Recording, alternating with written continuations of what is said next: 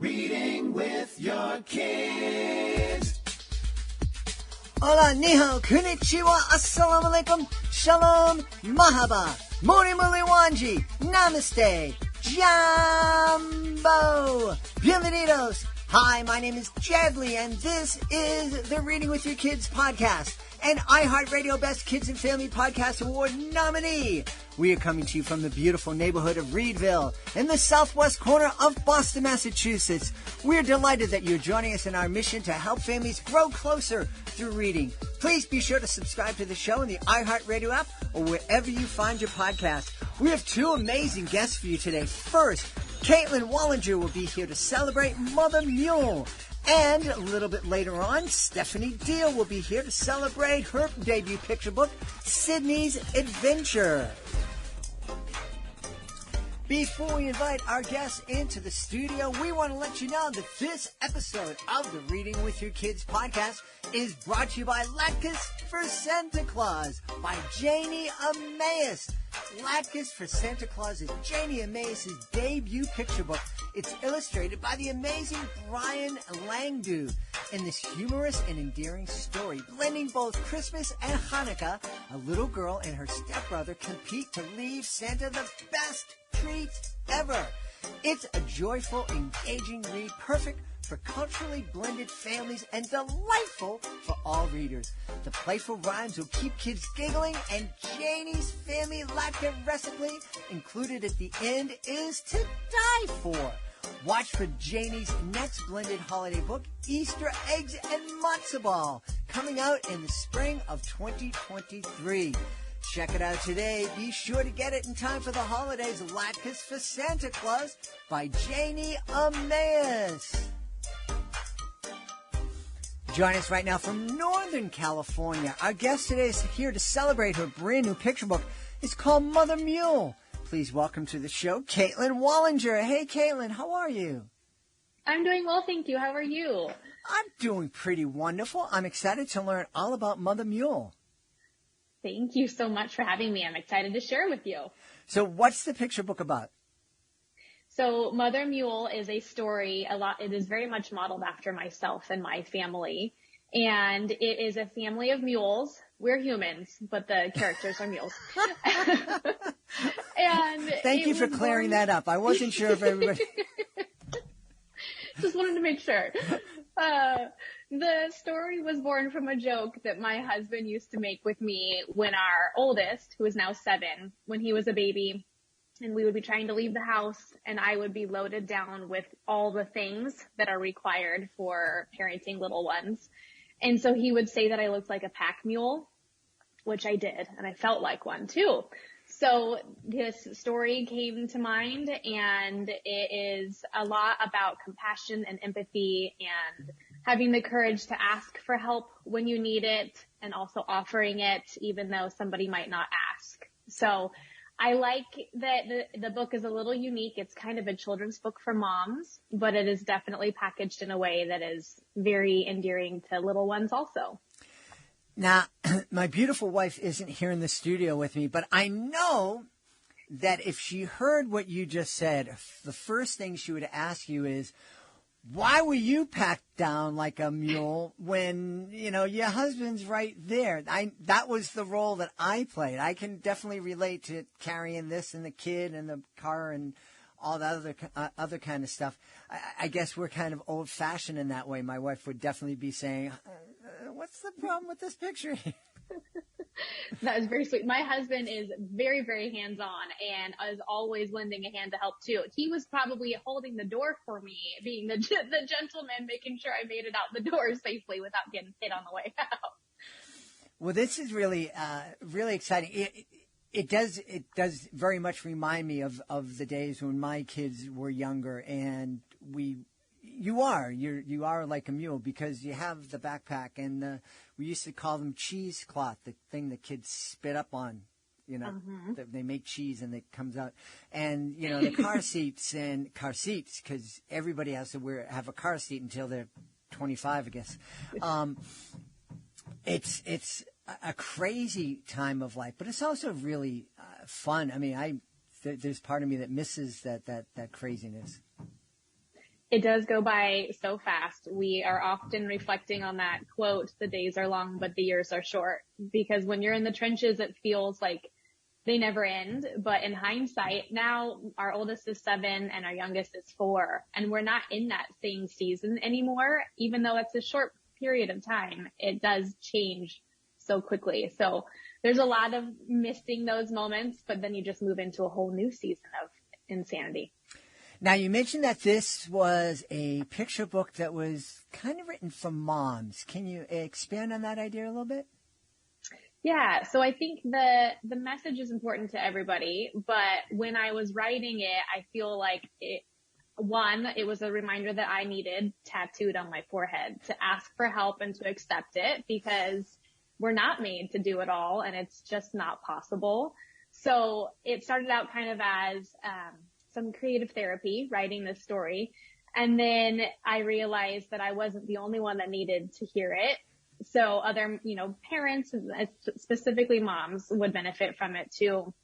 And I just liked the idea that you could create something that could bring the family together, would probably tug at those heartstrings of the mom, but would also be beautiful and presented in a way that the kids would really enjoy too. So I feel like the book really was, or is, this work of art that has an impact on all ages.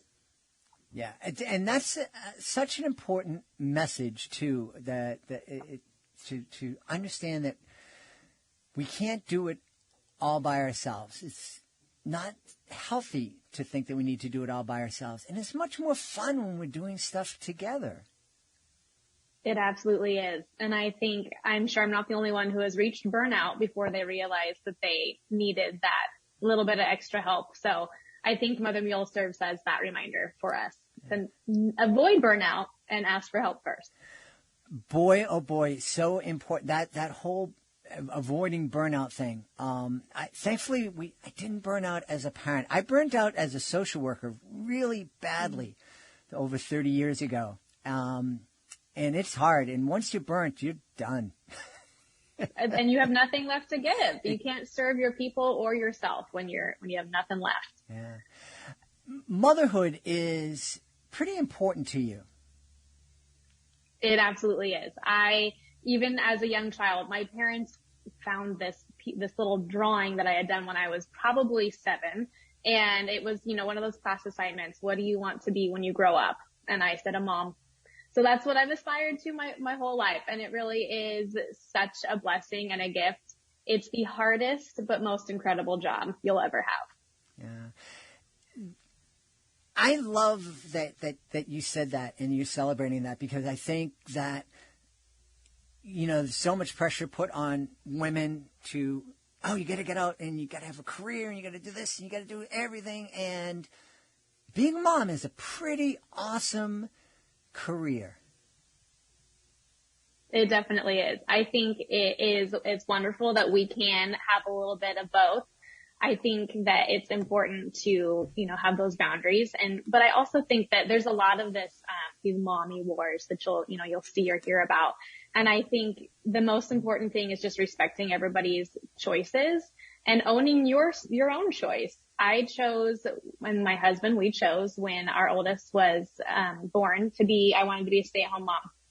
And that was a little bit, we're kind of moving out of that. That is not as popular today. But we were very confident and proud of that choice. And I think that it is beautiful to see in this community of moms that I'm surrounding myself with, that everybody, their dynamic is different, but we all have this just respect and camaraderie. Mm-hmm. And that's supporting and building that community of moms seems really important. I know on your website you have a series of essays or stories called Motherhood Made Me. Can you talk a little bit about that? Yeah. So this was an idea that came to me just because there are moms in different seasons. There are moms that have different family makeups. And I really wanted to highlight those differences, but beneath it all, what brings us together. And that is that love for our family and just motherhood, the trials, the victories, the tantrums, all of it, because it is such an exciting and big part of our lives, but it looks different for each of us.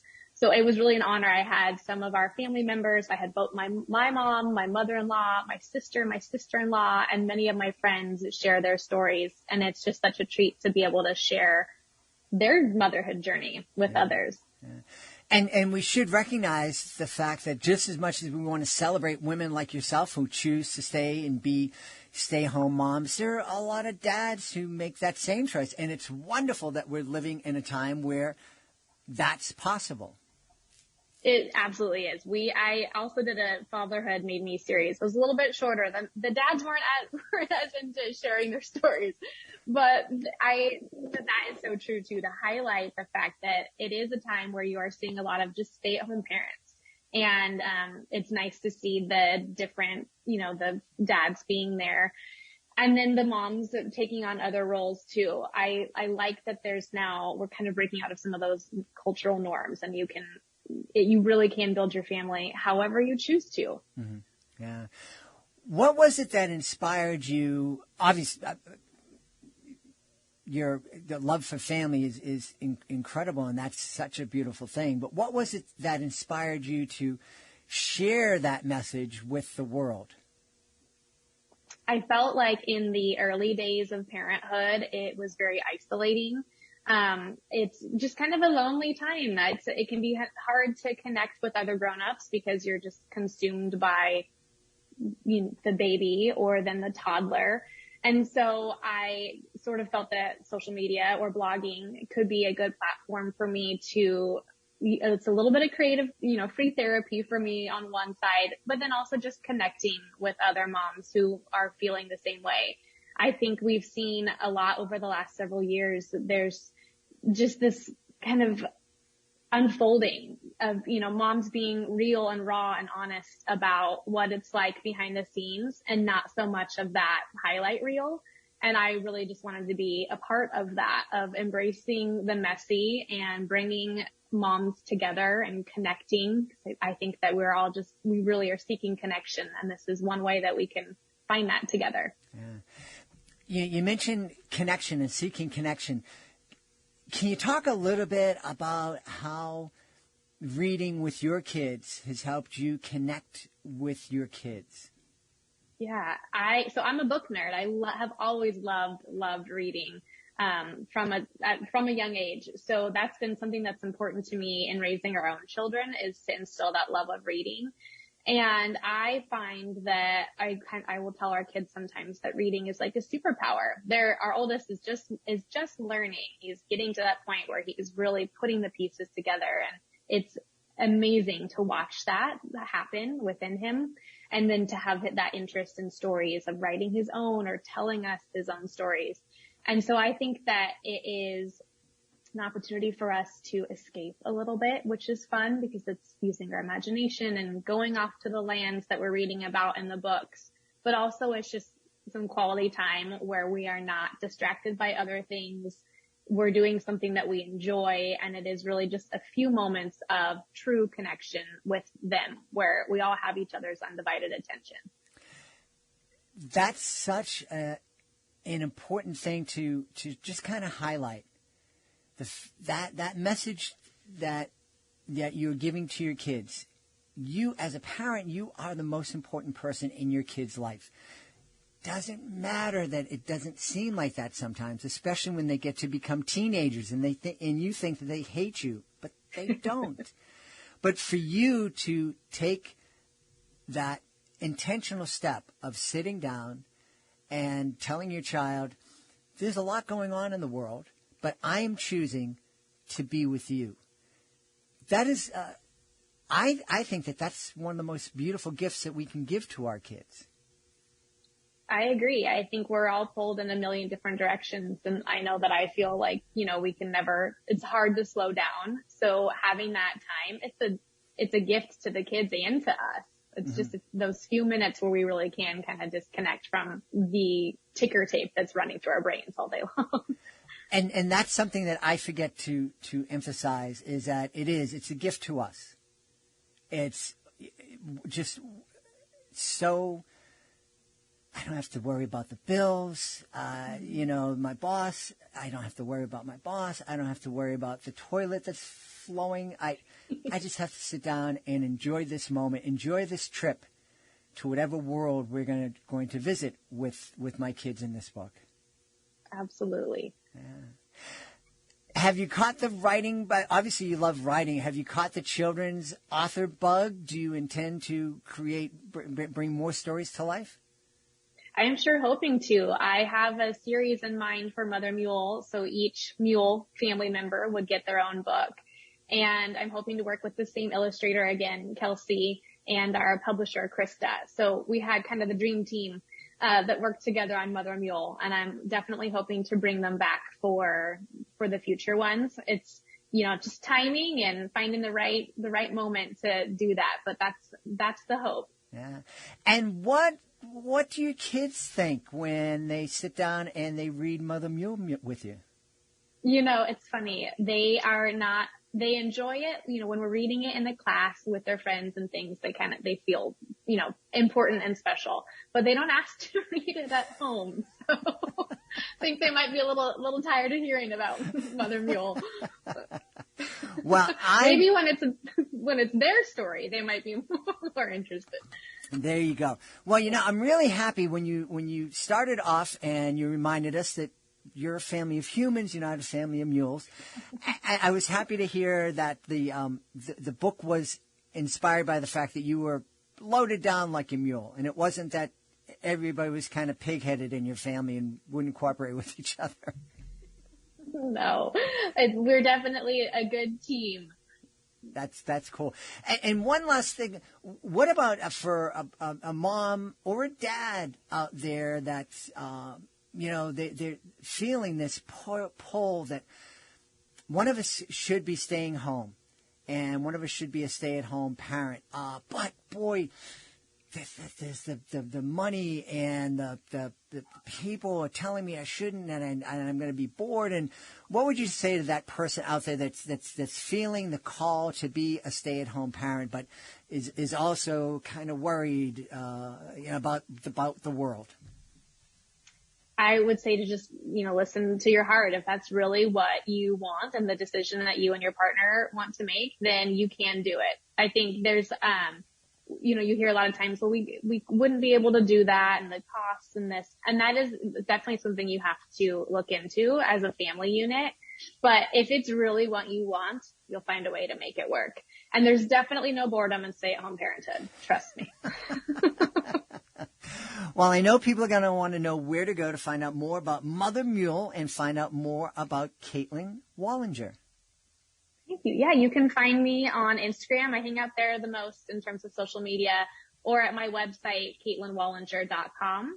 And then the book is available online at Amazon, Target, Walmart, Barnes & Noble. So you can find it in any of those spots. Awesome. We've had a wonderful time speaking to the author of Mother Mule, Caitlyn Wallinger.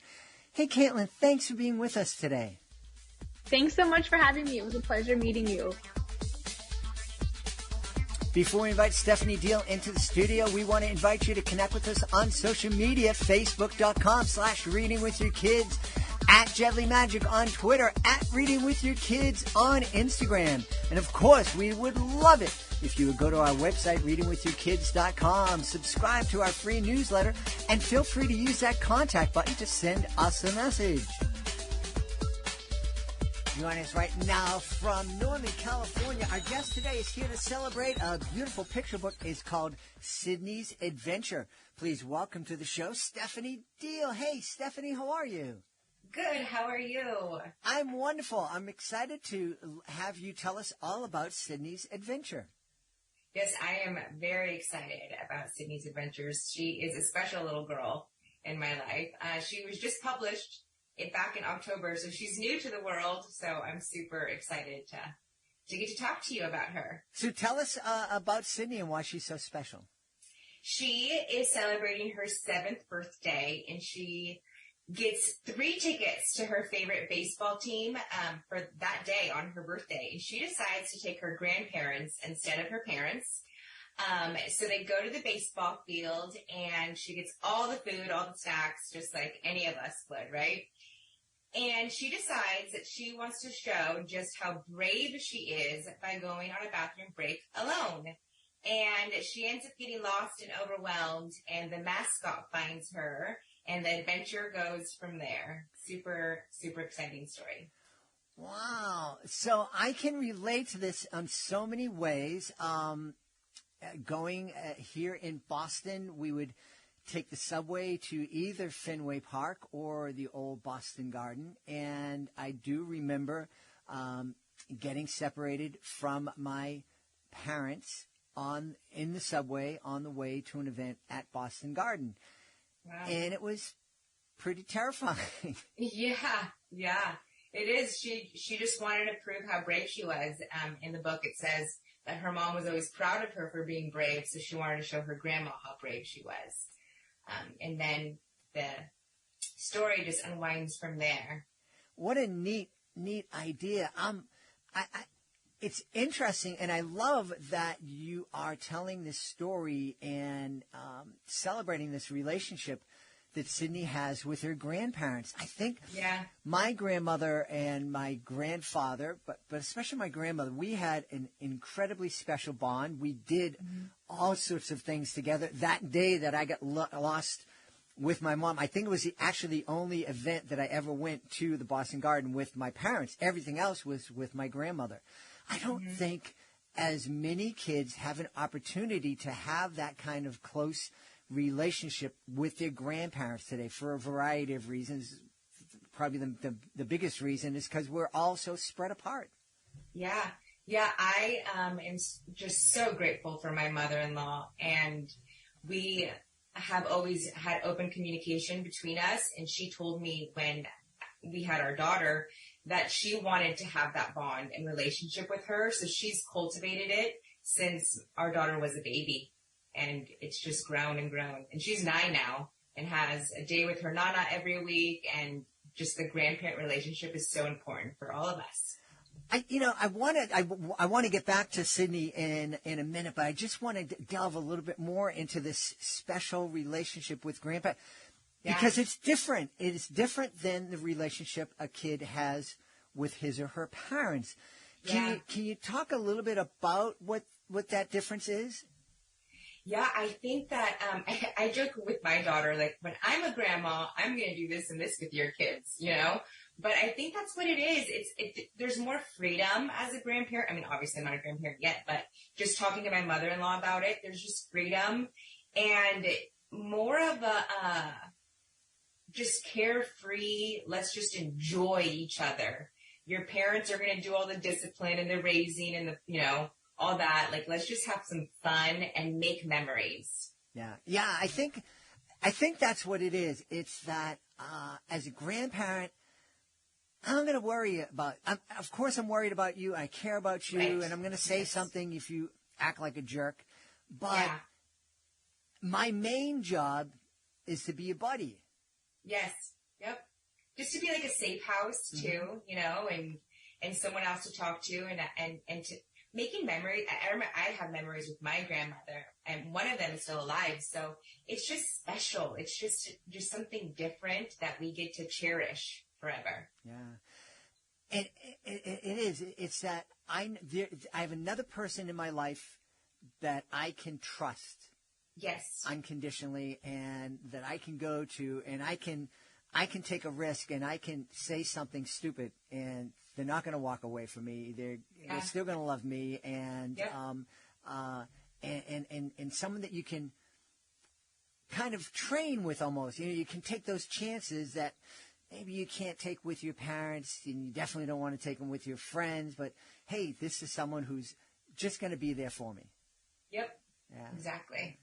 Yeah. What inspired you to write Sydney's Adventure?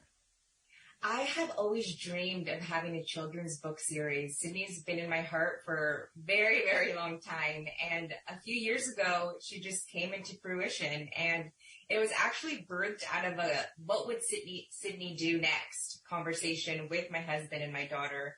And it was just like a fun, interactive conversation. Like, where would she go and who would she go with? And it was just birthed from there. And in 2020, during the pandemic, I took the leap, signed with a publisher, and the rest is history.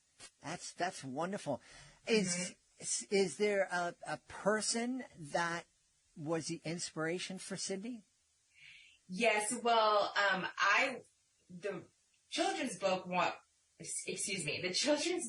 Dream happened before I became a mother. But of course, Sydney looks like my daughter, and I sent a family portrait of us to my illustrator, so the characters look like us. And my daughter is very brave and very bold and has an incredible relationship with her grandparents. So yeah, it's a little model after our family. And I've been asked if my daughter's been lost at a baseball stadium, and I've said thank goodness not, because that would have been a very hard conversation to have with my mother-in-law. But it's just fun to model our relationship and our bond to this fun story in an interesting way. Yeah, I'm curious. What does your daughter think about it? She loves it. She thinks it's super cool. She, like, just now, she's like, who are you talking to? And what's the podcast? And you get to talk about Sydney. So it's just a fun little character in our lives now. Yeah. So now that you've created Sydney and she's out into the world, you mentioned a series. I take it there are going to be more Sydney adventures coming? There are. The second one is already brewing, and we're really excited about that. Yeah. How can parents help their kids become brave? Because it's not, I guess it's something, I don't know. Is it something that we're born with? Is it a skill, a muscle that we have to develop? I think it's something we cultivate, something that we show our kids by our own actions. I know for me growing up, looking back, I wish I had more deep conversations and connections with my parents in that way. I always knew what right and wrong was and things like that. But something I've tried to do as a mother and my husband, just us as parents, is have those deeper conversations with our daughter, no matter what age she is. Now she's 9, so we can have some really great conversations. But what does it mean to be brave? And what has mom and dad done in our lives to show that, to show courage, to do things while we're scared? So that's one of the reasons why I love that we have this children's book and just the lessons that we can learn from Sydney. And I have like this freebie on my website that you can download 15 questions that you can ask your kids after you read the book to kind of like spark conversation and that connection to what would you do in Sydney's situation and why would you do that and what does it mean to be brave to you and things like that. Yeah, it's an interesting conversation to have with our kids because, and I think it's would be especially hard for a lot of parents because we're the ones when it comes to our kids who need to be a little bit braver. There are so many parents out there who bubble wrap their kids and they don't want their kids to get a skinned knee and they don't want to keep score at the soccer game because we don't want anybody's feelings to get hurt. And, you know, is reading Sydney's adventure and having these conversations, do you think it can help parents find a little bit of that courage that they might not be feeling a lot of? Yeah, absolutely. It's funny that you mentioned soccer. My daughter loves to play soccer, and I think just in anything in life, you can turn it into a lesson. So while we're going through, you know, the soccer season, she has a championship game this weekend, and it's like, what do you learn? Like, do you have disappointments with your performance or with, you know, how you played as a teammate, and what do you want to do better? And it's just bringing up those conversations on a daily is what's important, to just cultivate that bond and that open communication with your kids now so that when they're teenagers and adults, you still have that going on. I think that there's, knowing a lot more children's book authors, there's lessons in every children's book. You just kind of got to dig in and make the time to ask those questions. Yeah. You're absolutely right about lessons being in every children's book or just about every children's book. I think there are lessons that can be found in just about every moment of our lives if we take the time to look at them. Yeah, absolutely. It's interesting. I'm really happy that your daughter is in the championship game. I'm really happy. I'm more happy that your daughter is in a league where they keep score. I coached a very competitive high school program. I was in a very competitive high school and college soccer program. When my kid was 6 or 7 or 8 years old, somebody found out and they came to me and said, "Oh, you have to be the youth soccer coach." And I said, "Oh, I don't think this is going to be a good idea." And then we get there, and then they say, "Yeah, we don't keep score." And I said, "I knew this wasn't going to be a good idea." Right. Yeah, no, she's at the age where we keep score, and even if they didn't, we're blessed by the community of parents that we would keep score. Yeah, so. The kids keep score. That was one of the things I remember. A kid at the end of one of our games, was just so disappointed. I goes, "Hey, no, you played well." "Yeah, but we lost, coach." And I goes, "We don't keep score." And she just looked at me, and I'm like, "Yeah, all right." I get it. Wow. This is a really fun. Well, I know people are going to want to know where they can go to find out more about Sydney and also find out more about you. So my website, stephaniediehl.com. Diehl is spelled Diehl. I love Instagram. That's just my fun outlet to talk to other moms and parents and, chat about the book and the lessons and all that. That's Stephanie Diehl _ on Instagram. But you can grab Sydney on Amazon. Just search Sydney's Adventures, 7th Inning Birthday, and she's right there. We've had a great time speaking to the author of Sydney's Adventure, Stephanie Diehl. Hey, Stephanie, thanks so much for being with us. Thank you so much. I appreciate your time. Please be sure to join us for the next episode of the Reading with Your Kids podcast. Our guest will be Dr. Sylvia Earl. She is known as her deepness. She is the preeminent oceanographer, ocean explorer in the world. She is here to celebrate her brand new book that is absolutely phenomenal. It's called Ocean, A Global Odyssey. That's the next episode of the podcast. I want to thank the folks who made today's show so wonderful. We want to start by thanking our guest, Caitlyn Wallinger. Be sure to check out Mother Mule and also Stephanie Diehl. Be sure to check out Sydney's Adventure. Also want to thank my team, Alejandra Doherty, Fatima Khan, Rory Grady, Michael Murphy. I want to thank my beautiful wife for all the support she gives me. Most of all, we want to thank you. Thank you so much for taking the time to join us today. And as always, thank you so very much for taking the time to make the world a better place by reading with your kids. I'll be looking for you in the next edition of the Reading with Your Kids podcast.